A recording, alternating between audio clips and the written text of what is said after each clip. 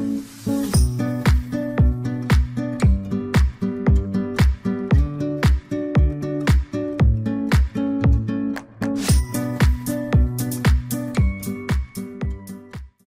bendiciones. Estamos muy contentos de continuar con las clases del Evangelio de Juan en el capítulo 7. Y el título de nuestro estudio de hoy es Jesús en la fiesta de las cabañas. Eso lo encontramos en Juan 7 del 10 al 24.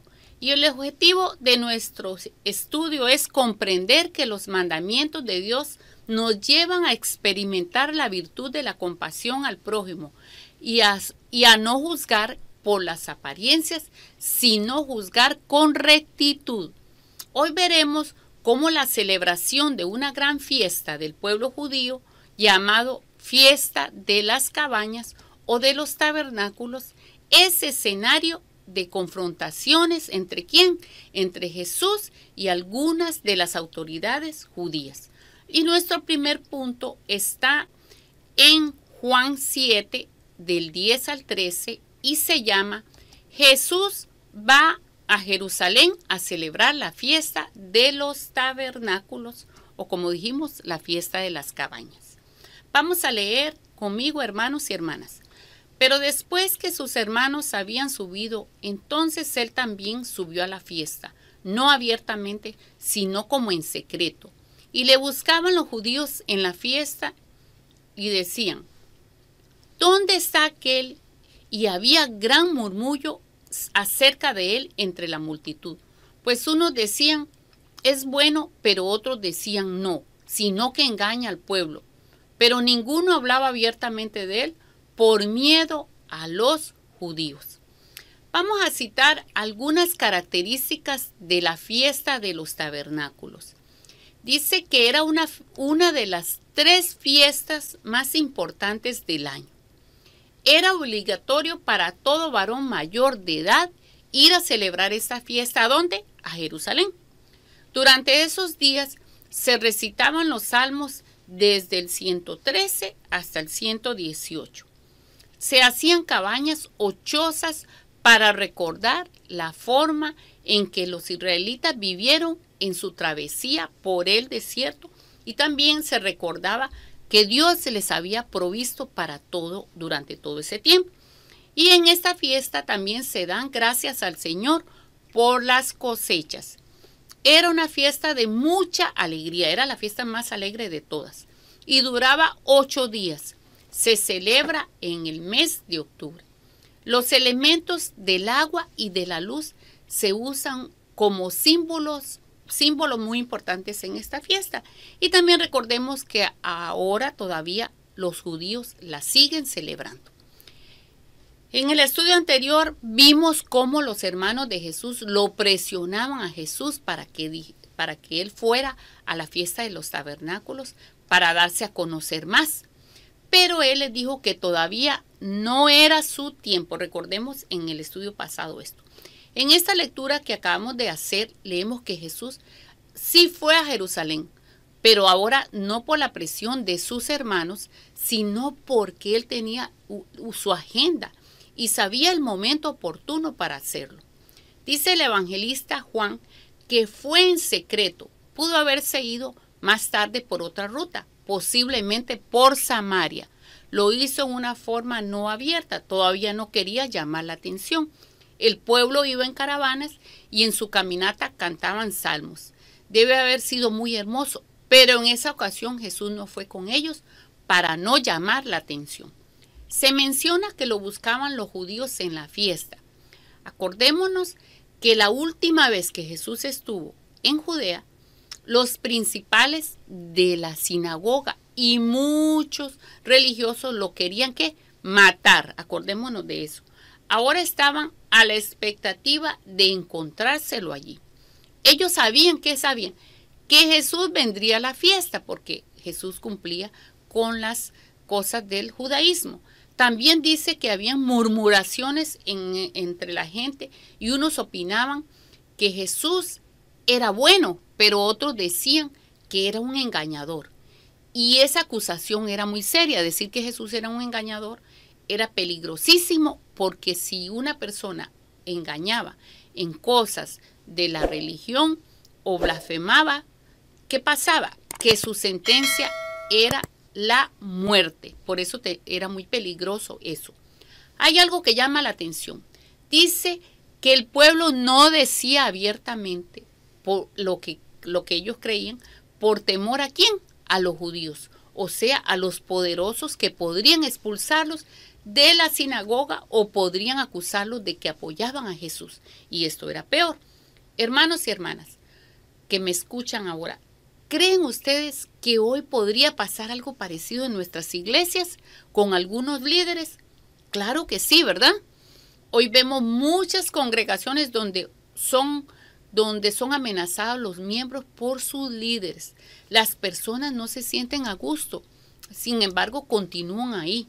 Se les ha hecho creer en un cristianismo equivocado, donde los líderes son unos inescrupulosos y los manipulan. Estos líderes se han aprovechado de los miembros y los han manipulado diciendo cosas como esta, por ejemplo. Si se van de nuestra iglesia, ya no van a estar bajo la cobertura del apóstol, del ungido, de la profeta. Y usan muchos ejemplos absurdos para que la gente tenga temor, y además usan muchas partes de la palabra de Dios y la tergiversan para que las personas se sientan con temor. En estos son profesionales, ya sabemos, los de la corriente de la teología de la prosperidad. Ya eso ya lo sabemos todos. Ahora, gracias al Señor que muchos de estos miembros de estas congregaciones que los han manipulado, cuando leen la Escritura correctamente y escudriñan, el Espíritu Santo les revela la verdad y logran salir de esos lugares de manipulación y falsedad. Vamos con el segundo punto de nuestro estudio bíblico, que se llama Jesús enseña en el templo. Y eso lo tenemos en Juan 7, del 14 al 18. Vamos a leer conmigo la palabra de Dios. Mas a la mitad de la fiesta subió Jesús al templo y enseñaba. Y se maravillaban los judíos diciendo: ¿cómo sabe este letras sin haber estudiado? Jesús le respondió y dijo: mi doctrina no es mía, sino de aquel que me envió. El que quiera hacer la voluntad de Dios conocerá si la doctrina es de Dios o si yo hablo por mi propia cuenta. El que habla por su propia cuenta, su propia gloria busca, pero el que busca la gloria del que le envió, este es verdadero y no hay en él injusticia.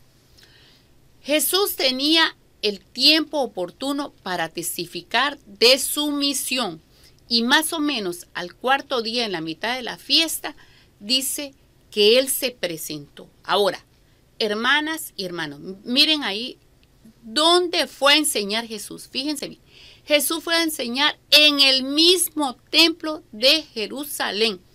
Hasta ahora Jesús enseñaba en las calles, en las sinagogas, en algunos lugares donde iba, casas y eso, pero ahora lo hizo en uno de los lugares, en el lugar más importante y simbólico de los judíos. Era el mismo templo de Jerusalén. ¡Qué audacia la de Jesús! Con esa actitud que estaba haciendo Jesús, estaba retando a las autoridades judías, a los poderosos. Pensemos ahora, hermanos, ¿qué momento tan tenso pudo haber sido ese? Al que andaban buscando, ¿para qué? Para apresarlo. De repente lo ven enseñando en público. Y lo extraordinario es que la gente del pueblo se admira, dice, de cómo este hombre de Galilea podía hablar con tanta sabiduría acerca de la ley. Si para ellos los mejores maestros, ¿dónde estaban? En Jerusalén. Porque ahí era donde se preparaban los expertos en la Torá y en las Escrituras. ¿De dónde le saldría a este hombre tanta autoridad y tanta sabiduría si era un Galileo que parecía que no era culto? En nuestros tiempos sería algo similar a una persona que nunca fue a la universidad, pero habla como que si fuera un gran teólogo o un gran erudito. Y uno también se admiraría, todos nos admiraríamos. Ahí es cuando Jesús les explica a esta gente que su enseñanza no es de él, sino que la recibió directamente de su Padre, del mismo Dios. Los judíos preparados en la Torá, cuando enseñaban, citaban muchos maestros famosos para respaldar sus enseñanzas. Por ejemplo, habían nombres como Hillel, Shammai, quienes eran muy respetados, eran maestros muy respetados. Un ejemplo de esto lo vemos en el apóstol Pablo, que dice que como fariseo él fue enseñado por Gamaliel, y parece que Gamaliel era el nieto de Hillel, un maestro muy conocido y admirado. Pero Pablo lo cita solo para demostrar a los judíos que él había sido fariseo, no para vanagloriarse como ellos lo hacían. Lo que demuestra Jesús aquí, ¿qué es? Que lo que él enseña no viene de ningún ser humano, sino del mismo Dios, del eterno Dios. Por tanto, su doctrina es superior a la de todos. Es una doctrina verdadera porque Dios mismo se la dio. Él aprendió de su Padre, dice por otro lado. Jesús dice algo muy importante. El que quiera hacer la voluntad de Dios conocerá si la doctrina es de Dios o si yo hablo por mi propia cuenta. Esto lo diríamos así más o menos. El que de verdad busca agradar a Dios reconocerá que yo transmito las enseñanzas de Dios. Tendrá discernimiento. En nuestros tiempos, ¿cuánta gente va a la iglesia y se vanagloria, que conoce mucho sobre la Biblia, pero no hace la voluntad de Dios? Algunos pueden ser excelentes maestros y predicadores, pero su vida no refleja el verdadero conocimiento de Dios y no lo obedecen ni le agradan. Como dice un dicho popular, el cura predica, pero no se lo aplica. Ahora vamos a leer en el versículo 18, que lo leímos hace un rato, que el Señor dijo: el que habla por su propia cuenta, su propia gloria busca, pero el que busca la gloria del que le envió, este es verdadero y no hay en él injusticia. Ya en otra ocasión Jesús nos había hablado sobre esto, algo similar, que estos judíos solo buscaban su reconocimiento, su alabanza, no buscaban la honra y la gloria. ¿Para quién? Para Dios.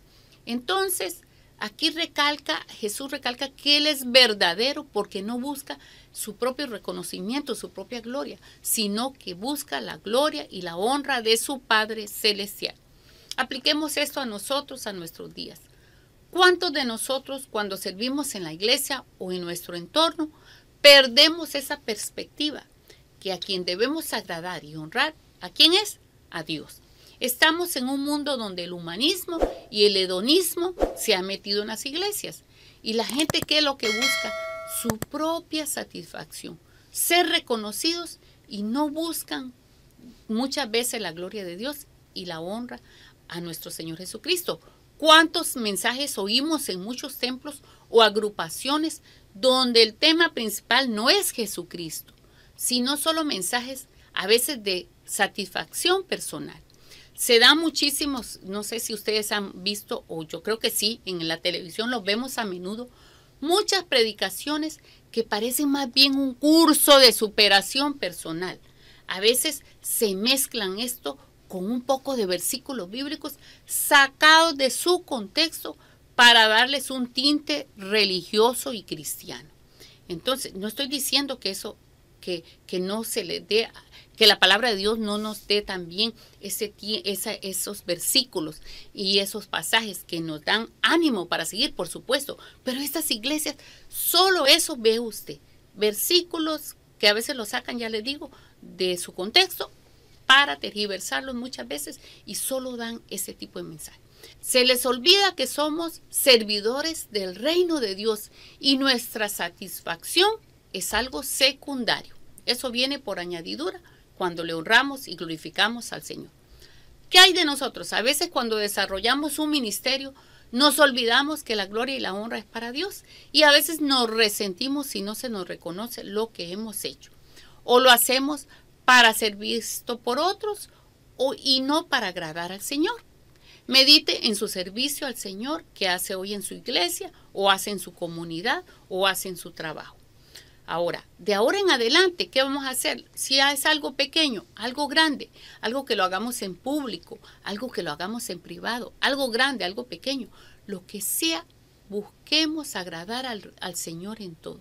Si usted lo hace, por ejemplo, con entusiasmo, de la mejor manera, sabiendo que esto es para el Señor, no espere que lo estén felicitando, sino que hágalo para agradar y ser fiel al Señor y para glorificar su santo nombre. Vamos al tercer punto del estudio y dice: hay que entender el propósito de la ley y cumplirla. Así se llama. Hay que entender el propósito de la ley y cumplirla. Esto lo vemos en los versículos del 19 al 24. Leamos todos estos versículos. ¿No os dio Moisés la ley y ninguno de vosotros cumple la ley? ¿Por qué procuráis matarme? Respondió la multitud y dijo: demonio tienes, ¿quién procura matarte? Jesús respondió y le dijo: una obra hice y todos os maravilláis.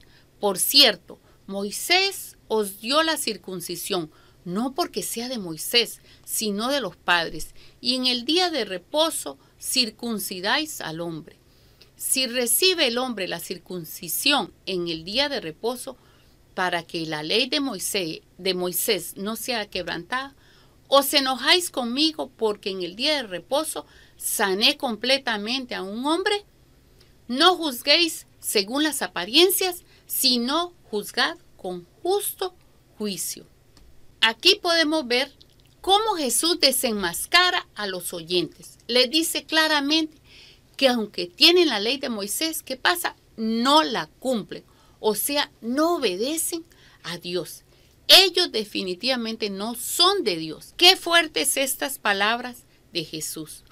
Lo que pasa es que ellos se sienten orgullosos de ser guardadores de la ley, pero no la obedecen. Ese es el problema. Ellos se sentían que ellos son el pueblo de Dios, pero no le hacen caso a Dios. ¿Cuántos de nosotros quizás nos decimos cristianos y leemos la Biblia?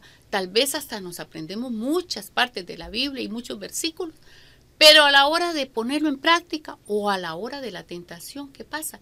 No la aplicamos. Un ejemplo puede ser cuando nos ofenden.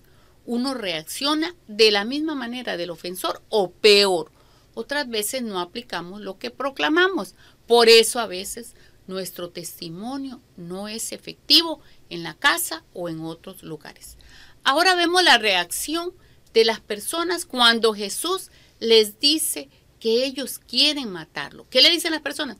Demonio tiene. En términos populares sería como decir: estás loco, ¿quién quiere matarte?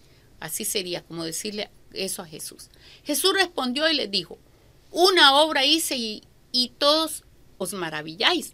Es muy interesante que Jesús nombra acá la sanidad del hombre en el estanque. Eso lo vimos hace algún tiempo en Juan 5, del 1 al 16. Recordemos que fue en el día sábado que Jesús sanó a este paralítico. Y por eso los judíos religiosos decían que no guardaba el Shabbat. Eso había pasado hacía varios meses. Por eso desde ahí lo querían matar a Jesús. Por eso Juan nos relata todo esto que pasó. Jesús les da una explicación acerca de la sanidad del paralítico en sábado, más o menos de esta manera. Les dice más o menos así: ustedes circuncidan en sábado para cumplir con un mandamiento, porque circuncidar también es un trabajo. Y ahora yo también sané a un hombre en sábado porque él estaba sufriendo. ¿Qué tiene de malo hacer esto? Si con eso estoy cumpliendo con la ley de Dios, que es amar al prójimo. Juzguen rectamente, le dice Jesús.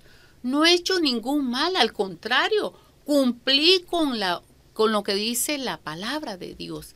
El propósito de la ley es el bienestar del ser humano, es la sanidad física y espiritual. O sea, es el amor a Dios y el amor al prójimo. Por tanto, yo cumplo los mandamientos y no he transgredido la ley. Al final Jesús les dice: no juzguéis por las apariencias, sino juzgad con justo juicio. ¿Qué quiere decir esto? Juzguen con justo juicio, o sea, interpreten correctamente la Biblia, la ley, los profetas. No nos dejemos llevar solamente por la letra. Antes debemos analizar la intención o el propósito de la ley. ¿A ellos qué les preocupaba en este caso? No les preocupaba el bienestar del pobre enfermo que había sido sanado, sino que lo que hacían era criticar a Jesús y por haberlo sanado en un día sábado. Y decían entonces Jesús transgredió la ley, no cumplió la ley. Los religiosos estaban a la cacería de las personas para decir, este cumple la ley, este no la cumple. Jesús les demuestra, ¿qué les demuestra? Que ellos son los primeros en violar la ley de Dios, pues no la cumplen. Ellos se detenían en las cosas superficiales, hermano, en las cosas pequeñas, para decir que una persona no cumplía la ley. Un ejemplo que vemos es que en la ley de Moisés decía que no había que trabajar el sábado, ya lo hemos visto. Por ejemplo, esto es un ejemplo que lo encontré ahí en unos escritos en el internet que dice que se lee en la ley del sábado de la Mishnah y del Talmud de Jerusalén en los tiempos de Jesús lo siguiente, oiga, las mujeres también está prohibido mirar en el espejo el día de reposo, ya que pueden descubrir un pelo blanco y tratar de sacarlo, lo que sería un grave pecado. ¿Qué les parece? Una mujer con solo que se viera una canita en el Shabbat, en el sábado, y se la saque, ya era un pecado terrible. Entonces, eso se parece hoy a muchas iglesias que a veces ponen una serie de reglas pequeñas, que venga así, que así se ora, que así se ayuna, que si usted tomó café ya no le sirve el ayuno, que si usted no oró de esta manera Dios no la oye, y un montón de reglas, a veces reglas absurdas. Entonces se nos olvida muchas veces, como decía Jesús, lo más importante, la justicia, la misericordia, la paz, el perdón, el amor, la paciencia, todas esas cosas se nos olvidan. Por ejemplo, aquí vemos también que ellos juzgaban por las apariencias, no por lo verdadero del corazón como lo hace Dios. ¿Cuántas veces nosotros hemos hecho lo mismo? Hemos juzgado por las apariencias y no por lo que de verdad hay en el corazón. Entonces Jesús había visto la necesidad de un hombre enfermo y lo sanó. Cumplió con lo que la ley decía. Haced bien, amad a vuestro prójimo. La compasión y el amor está por encima de todo rito o toda religiosidad. La justicia sin compasión es crueldad, así decía un dicho famoso. Eso era lo que hacían los judíos que Jesús reprendió. A veces nos podemos volver indolentes por cumplir un rito o una tradición de la iglesia y olvidarnos de hacer el bien a una persona y amar de verdad a nuestro prójimo. ¿Qué hay de nosotros hoy? ¿Cuántas veces hemos juzgado a alguien solo por las apariencias sin ver todas las circunstancias de esa persona? El rito nunca debe ser antes que la compasión. Jesús lo demostró cuando sanó a ese hombre en el día sábado. Porque amando a Dios y al prójimo se cumple la ley y los profetas. Ahora vamos a llegar a algunas conclusiones, hermanos y hermanas. Primero, cuando Jesús fue a Jerusalén a la fiesta de los tabernáculos, la gente que lo oía se dividió en dos grupos. Unos decían que era bueno y otros decían que era un engañador. Segundo, al igual que algunos de los judíos en la época de Jesús, hoy hay mucha gente que le teme a las autoridades religiosas, muchas veces por manipulación y el dominio mental que los líderes tienen sobre ellos. 3. A pesar del peligro que representaba para Jesús, él enseñó en el templo de Jerusalén y las personas se sorprendieron de la forma en que enseñaba. 4. Jesús les demuestra a algunos religiosos de que a pesar de que saben lo que dicen las escrituras, ellos no hacen lo que ellas mismas enseñan.